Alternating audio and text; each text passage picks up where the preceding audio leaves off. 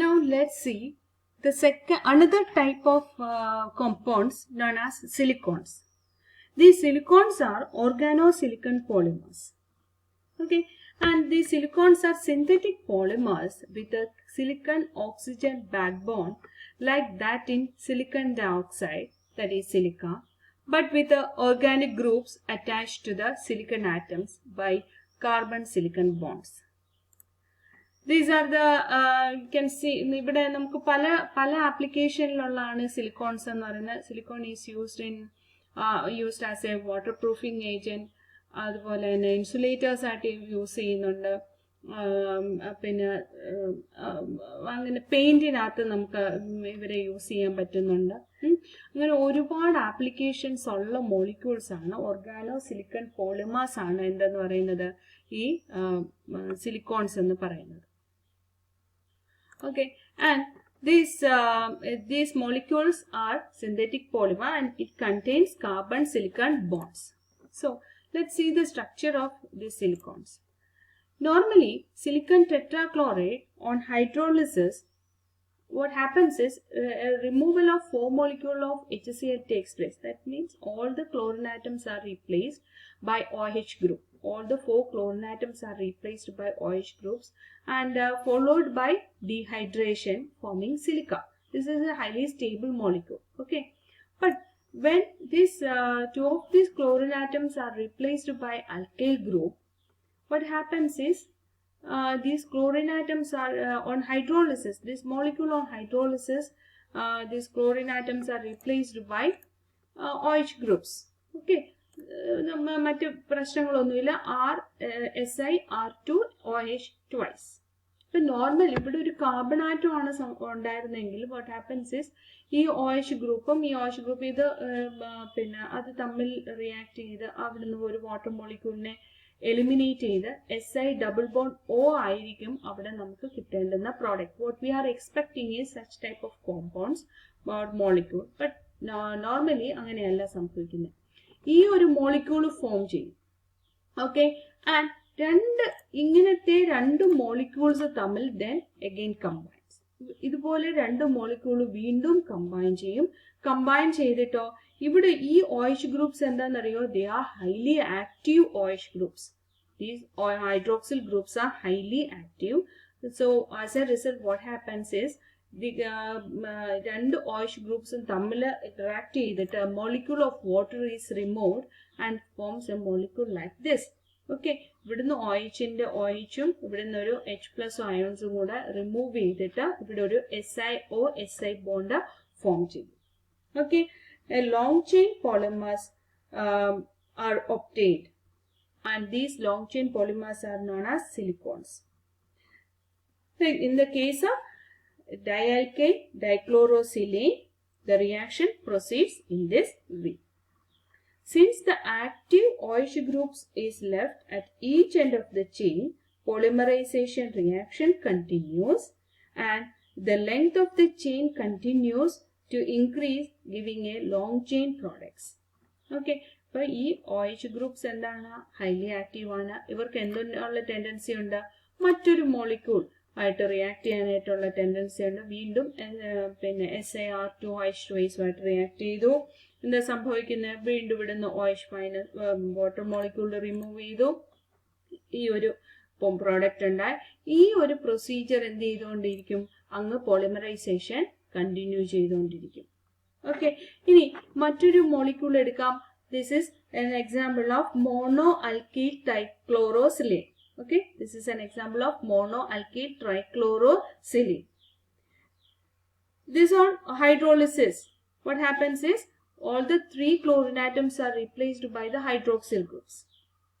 Okay, and what happens is ഇങ്ങനെ ഒരു polymerised molecule വന്നതിന് ശേഷം ഇത് പിന്നെ RSiOH thrice, അതായത് ഇതുപോലൊരു മോളിക്യൂൾ എടുക്കുകയാണെങ്കിൽ ഇവിടെ R ആയിരിക്കത്തില്ല വരുന്ന, അവിടെ OH ഗ്രൂപ്പ്സ് ആയിരിക്കും. ഓക്കെ, ഇവിടെ എല്ലാം OH ഗ്രൂപ്പ്സ് ആയിരിക്കും. ഈ OH ഗ്രൂപ്പിനെ നമ്മൾ റീപ്ലേസ് ചെയ്യാണ്. ഓക്കെ, അങ്ങനെയുള്ള രണ്ട് മോളിക്യൂള് തമ്മിൽ ഇന്ററാക്ട് ചെയ്യുന്നു. മനസ്സിലായോ? രണ്ട് അങ്ങനെയുള്ള ചെയിൻസ് തമ്മിൽ ഇന്ററാക്ട് ചെയ്യുമ്പോഴത്തേക്ക് എന്താ സംഭവിക്കുന്നത്, ഇവിടെ ഈ OH ഗ്രൂപ്പ്സ് എന്താണ്, ഹൈലി ആക്റ്റീവ് OH ഗ്രൂപ്പ്സ് ആണ്.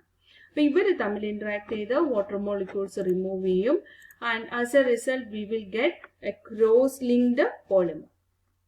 ഓക്കെ, ഇതുപോലെ ഒരു ക്രോസ് ലിങ്ക്ഡ് പോളിമർ ആയിരിക്കും നമുക്കവിടെ പ്രോഡക്റ്റ് ആയിട്ട് ഒബ്റ്റെയിൻ ചെയ്യുക.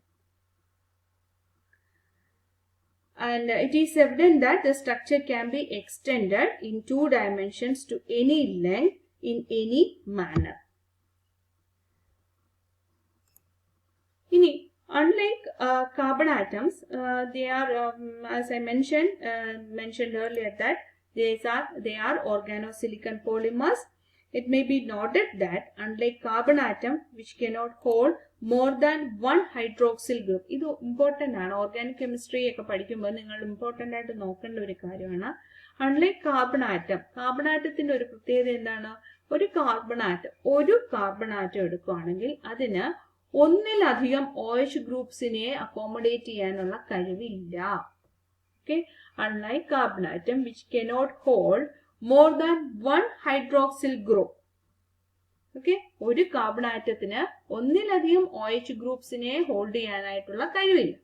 Okay, but in the case of silicon എന്ന് പറയുന്നത് എന്താണ്? സെക്കൻഡ് മെമ്പർ ആണ്, കാർബൺ ഫാമിലിയിലെ സെക്കൻഡ് മെമ്പർ ആണ്. പക്ഷെ സിലിക്കൺ ആ പ്രശ്നമൊന്നുമില്ല.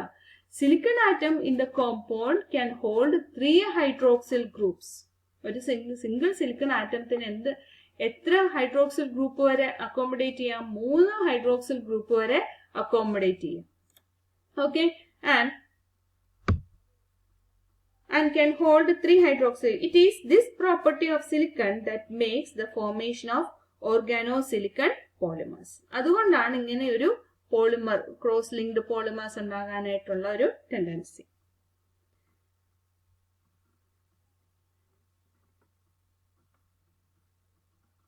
Depending upon the length of the chain and the nature of the group attached to the silicon atom, they can be obtained in the form of oils, viscous fluid, resins or rubber-like solids. അപ്പം ആ group vary ചെയ്യുന്നതിനനുസരിച്ച് അതുപോലെ തന്നെ length of the polymer, അതുപോലെ cross linked ആകുമ്പോൾ 2 dimensional nature, ഇതിനെല്ലാം depend ചെയ്തിട്ട് നമുക്ക് ഈ കിട്ടുന്ന സിലിക്കോൺസ് ഓയിൽ രീതിയിലാകാം, അല്ലെങ്കിൽ വിസ്കസ് ലിക്വിഡ്സ് ആയിട്ട് കാണാം. ഓക്കെ, റെസിൻസോ അല്ലെങ്കിൽ ഈവൻ റബ്ബർ ലൈക്ക് സോളിഡ്സ് ആയിട്ടും ഒക്കെ നമുക്കിവിടെ കാണാൻ പറ്റും. അപ്പം ഈ ആർ ഗ്രൂപ്പ് വേരി ചെയ്യുക, അതുപോലെ ലെങ്ത് വേരി ചെയ്യുക, അല്ലെങ്കിൽ 2 ഡയമെൻഷണൽ സ്ട്രക്ചർ വേരി ചെയ്യുന്നതിനനുസരിച്ച് നമുക്ക് അതിന്റെ പ്രോപ്പർട്ടീസിനെ ഡിസൈൻ ചെയ്തെടുക്കാനായിട്ട് സാധിക്കും. Now let's see what are the properties and uses of these silicons. They are highly stable and non-volatile even on heating.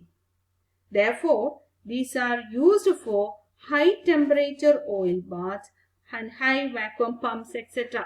Okay, but it can withstand withstand high temperature. They are highly stable and non-volatile. Volatile nature എന്ന് പറഞ്ഞാൽ എന്താ? Vaporise ചെയ്തു പോകാനുള്ള tendency. അപ്പം non volatile അല്ല, അവരുടെ ചില type of സിലിക്കോൺസും നോൺ വോളറ്റൈൽ അല്ല. അതുകൊണ്ട് ഇവർക്ക് ആപ്ലിക്കേഷൻ ഹൈ ടെമ്പറേച്ചർ ഓയിൽ ബാത്തിലല്ല ആപ്ലിക്കേഷൻ വരുന്നത്. They do not become too viscous on cooling. അതൊരു പ്രോപ്പർട്ടി ആണ്. They do not become too viscous on cooling. ചില സാധനങ്ങളുണ്ടല്ലോ, നമ്മൾ കൂൾ ചെയ്യുമ്പോഴത്തേക്ക് അതിന്റെ വിസ്കോസിറ്റി കൂടി വരും. പക്ഷേ സിലിക്കോൺസിന്റെ പ്രത്യേകത എന്ന് പറയുന്നത് they do not become too viscous on cooling. അതുകൊണ്ട് എന്താണ് application? therefore used for low temperature lubrication, for which purpose hydrocarbon oils which become too viscous on cooling cannot be used. അപ്പോൾ ഹൈഡ്രോകാർബൺസ് ഒക്കെ ഉപയോഗിച്ച് ലൂബ്രിക്കേഷൻ നടത്തുന്ന സ്ഥലങ്ങളിൽ അവർക്ക് എന്ത് ചെയ്യാൻ പറ്റത്തില്ല?